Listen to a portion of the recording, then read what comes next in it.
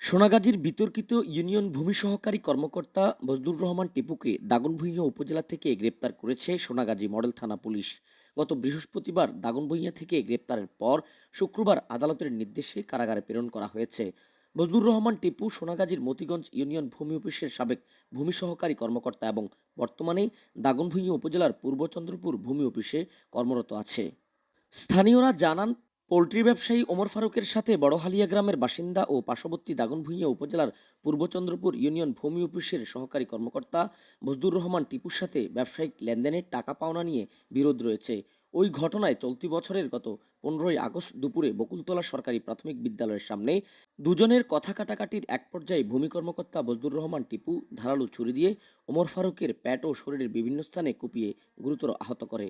টিপুর হামলার শিকার ভুক্তভোগী ফারুক প্রশাসনের নিকট সঠিক বিচারের দাবি জানিয়েছেন। এই বজলুর রহমান টিপু একজন চিহ্নিত ভূমিদস্যু। এই বজলুর রহমান টিপু আমার সাথে কাগজপত্র জালিয়াতি করে এই সরকারি কর্মকর্তা হয়ে তার প্রভাব খাটিয়ে আমাকে অনেক হয়রানি করতেছে।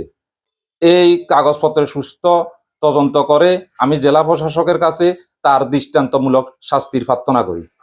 মতিগঞ্জ ইউনিয়নের রাজেশপুর গ্রামের স্কুল শিক্ষক ফকির আহমদ জানান, টিপুর মতো এমন দুর্নীতিবাজ আর কাউকে দেখিনি। 10 টাকাও ঘুষ নিতেন। রিয়াজউদ্দিন মুন্সিরহাট বাজারের ব্যবসায়ী রিয়াজুল করিম জানান, মতিগঞ্জ ভূমি অফিস থাকাকালীন টিপু সবার থেকে কম বেশি ঘুষ নিয়েছে।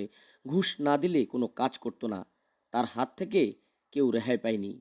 সোনাগাজী মডেল থানার ভারপ্রাপ্ত কর্মকর্তা মোহাম্মদ কামরুজ্জামান জানান, গত 15ই আগস্ট রাতে ওমর ফারুকের স্ত্রী বাদী হয়ে বজলুর রহমান টিপুকে আসামি করে একটি মামলা দায়ের করেছেন। ওই মামলায় টিপুকে গ্রেপ্তার করে আদালতের নির্দেশে কারাগারে প্রেরণ করা হয়েছে।